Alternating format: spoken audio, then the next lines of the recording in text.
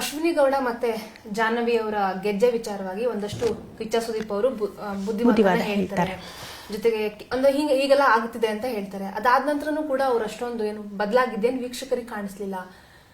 ಕಿಚ್ಚ ಸುದೀಪ್ ಅವರು ಪ್ರತಿಯೊಂದು ವಿಷಯನೂ ಕ್ಲಾರಿಫೈ ಮಾಡುವಾಗ ಹೊರಗಡೆ ವಿಷಲ್ ಎಲ್ಲ ಹೊಡೆಯೋದೆಲ್ಲ ಕೇಳಿಸಿರುತ್ತೆ, ಚಪ್ಪಾಳೆ ತಟ್ಟೋದೆಲ್ಲ ಆಡಿಯನ್ಸ್ ಕೇಳಿಸಿರುತ್ತೆ. ನಾನು ತಪ್ಪು ಮಾಡಿದೀನಿ, ಗೊತ್ತಾಗಿದೆ ಅಂತ ಯೂಶುವಲಿ ಗೊತ್ತಾಗಿರುತ್ತೆ. ಬಟ್ ಅವರಿಬ್ಬರಿಗೂ ಮೋಸ್ಟ್ಲಿ ಅದು ಯಾವ್ದು ತಲುಪ್ತಾ ಇಲ್ಲ ಅನ್ನುವಂಥದ್ದು ವೀಕ್ಷಕರ ಇನ್ನೊಂದು ಮಾತು. ಅಂದ್ರೆ ಬದಲಾಗ್ತಿಲ್ವಲ್ಲ ಅಂತ. ನಾನ್ ಮಾಡಿದ್ದೇ ಸರಿ, ನಾನ್ ಮಾಡಿದ್ದೆಲ್ಲ ಸರಿ ಅಂತ ಅನ್ಕೊಂಡು ಅವರು ಆಟ ಆಡಿದ್ರೆ ಅವರಿಗೆ ಬುದ್ಧಿ ಮಾತು ಹೇಳಿದ್ರೂ ತಲುಪಲ್ಲ ಅಥವಾ ಅವ್ರು ಬದಲಾಗೋದೂ ಇಲ್ಲ. ಸರ್ ಪ್ರತಿ ವಿಚಾರನೂ ತುಂಬ ಸೂಕ್ಷ್ಮತೆಯಿಂದ ಮಾತಾಡ್ತಾರೆ. ಸರ್ ನಾನು ಹಂಗೂ ಅಶ್ವಿನಿ ಗೌಡ ಅವ್ರನ್ನ ಅವ್ರು ಹಾರ್ಷಾಗೂ ಮಾತಾಡಿಸ್ಲಿಲ್ಲ, ಕೋಪನೂ ಮಾಡ್ಕೊಂಡಿಲ್ಲ. ತುಂಬ ಸರಿ ರೀತಿನಲ್ಲಿ, ತುಂಬ ಒಳ್ಳೆ ರೀತಿನಲ್ಲಿ ನೀವು ಮಾಡ್ತಿರೋದು ತಪ್ಪು ಅಂತ ಹೇಳಿದ್ರು. ಅವ್ರು ಆಗ ತಿದ್ಕೊಂಡು ಕ್ಷಮೆ ಆಗಿದೆ, ಹೌದು ಆಗಿದೆ, ನನ್ನಿಂದ ತಪ್ಪಾಗಿದೆ, ಕ್ಷಮೆ ಕೇಳೋಣ ಅಂತ ಮನಸ್ಸಿಂದ ಕ್ಷಮೆ ಕೇಳಿದರೆ ಮುಗ್ದು ಹೋಗಿರೋದು.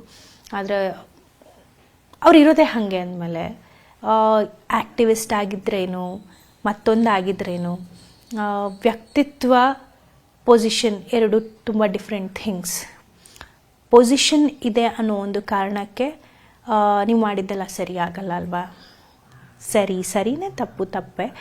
ಅದು ಯಾವ ವಿಚಾರಕ್ಕೆ ಬರುತ್ತೆ ಅಂದರೆ ಒಬ್ಬರ ಮನಸ್ಸು ನೋವಾಗಬೇಕು ಅಂತ ಏನಾದರೂ ಮಾಡೋದು ಅಥವಾ ನಾನು ಮಾಡಿದ್ದೆ ಸರಿ ಅಂತ ನಡ್ಕೊಳ್ಳೋದು. ಈ ವಿಚಾರಗಳಲ್ಲಿ ಬಹುಶಃ ಅಶ್ವಿನಿ ಗೌಡ ಅವರು ಒಂಚೂರು ಹುಷಾರಾಗಿರಬೇಕು.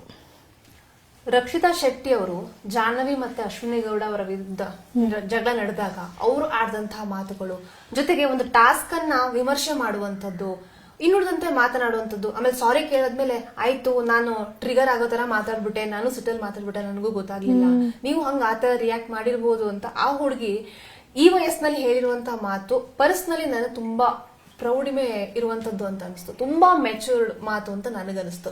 ನೀವು ಒಳಗೆ ನೋಡಿದಂತಹ ರಕ್ಷಿತಾ ಹೇಗೆ? ರಕ್ಷಿತಾ ಅವ್ರದ್ದೇ ಒಂದು ಲೋಕದಲ್ಲಿದ್ರು. ಅಂದರೆ ಬಿಗ್ ಬಾಸ್ ಮನೆಗೆ ಬಂದಿದ್ದಾರೆ, ಅವರು ಕ್ಯಾಮ್ರಾ ಅಂದರೆ ಅವ್ರಿಗೆ ತುಂಬ ಇಷ್ಟ. ಅವ್ರು ಏನೇ ಮಾಡಿದ್ರು ಪ್ರೀತಿಯಿಂದ ಮಾಡ್ತಾರೆ. ಅಂದರೆ ಅವ್ರಿಗೆ ಯಾರನ್ನೂ ಮೆಚ್ಚೋ ಅಗತ್ಯ ಇಲ್ಲ, ಇವ್ರ ಜೊತೆ ಸೇರಿದ್ರೆ ಹೀಗಾಗುತ್ತೆ, ಅವ್ರ ಜೊತೆ ಸೇರಿದರೆ ಹಾಗಾಗುತ್ತೆ ಅನ್ನೋದಿಲ್ಲ. ಅವ್ರಿಗೆ ಎನರ್ಜಿ ಇದೆ, ಸ್ಪೋರ್ಟಿವ್ ನೇಚರ್ ಇದೆ, ಲಾಜಿಕಲ್ ಥಿಂಕಿಂಗ್ ಇದೆ. ಆ ವಿಚಾರಕ್ಕೆ ಆ್ಯಂಡ್ ಮೋರ್ ದೆನ್ ದ್ಯಾಟ್ ಅವರು ಚಿಕ್ಕ ಹುಡುಗಿ ಅಲ್ಲ. 18 ಆಗದೆ ಇದ್ದರೆ ಅಂಡರ್ 18ನ ಬಿಗ್ ಬಾಸಿಗೆ ತೊಗೊಳ್ಳಲ್ಲ. And she is 25+. ಸೊ ಏನು ಸರಿ ಏನು ತಪ್ಪು ಅಂತ ಬಾಂಬೆನಲ್ಲಿ ಹುಟ್ಟಿ ಬೆಳೆದಿದ್ದಾರೆ, ಉಡುಪಿನಲ್ಲಿ ಓಡಾಡಿದ್ದಾರೆ, ಅವರು ಲಾಜಿಕಲ್ ರೀಸನಿಂಗ್ ಇದೆ, ಥಿಂಕಿಂಗ್ ಇದೆ. ಸೊ ಅವರು ಶಿ ಈಸ್ ವೆರಿ ಸ್ಮಾರ್ಟ್ನ ಜೊತೆಗೆ ಒಳ್ಳೆ ರೀತಿ ಆಟನ ಆಡ್ಕೊಂಡು ಹೋಗ್ತಾ ಇದ್ದಾರೆ.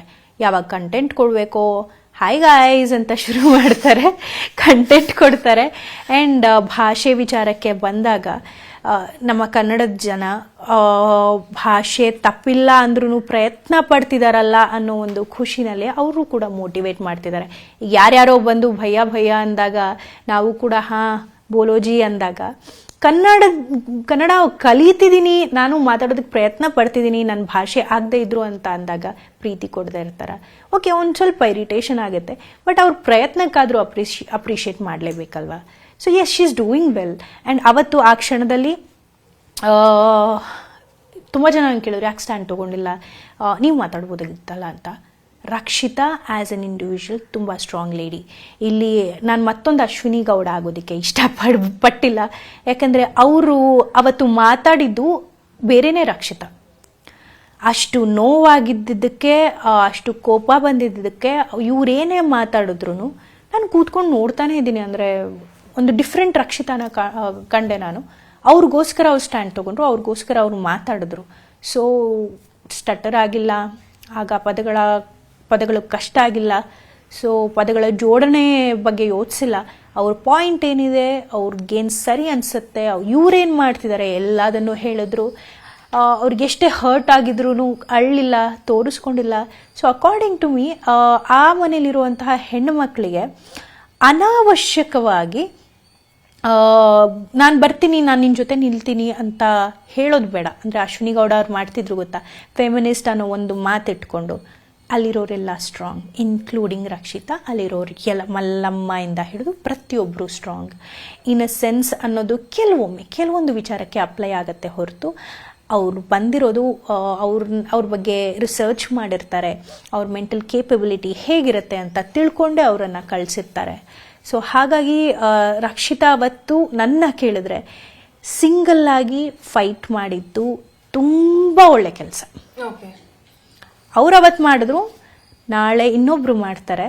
ಸೊ ಗುಂಪು ಹೋಗಿ ನಿಂತ್ಕೊಂಡಿರೋದೇ ಹೊರತು ರಕ್ಷಿತಾ ಇಂಡಿವಿಜುವಲ್ ಆಗಿ ಮಾತಾಡಿದ್ಲು ಅನ್ನೋ ಮಾತು ಬರ್ತಿರ್ಲಿಲ್ಲ. ಇವತ್ತು ಅವ್ರು ಮಾತಾಡಿದ್ದಾರೆ, ಅವ್ರು ಯಾರಿಗೂ ಹೇಳೋದು ಬೇಕಿಲ್ಲ ನನಗೋಸ್ಕರ ನಿಂತರು ಅಂತ.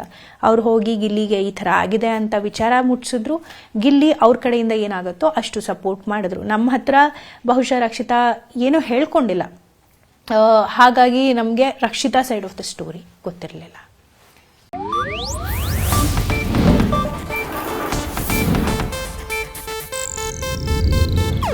ಇದು ಏಷ್ಯಾನೆಟ್ ನ್ಯೂಸ್ ನೆಟ್ವರ್ಕ್ ಪ್ರಸ್ತುತಿ.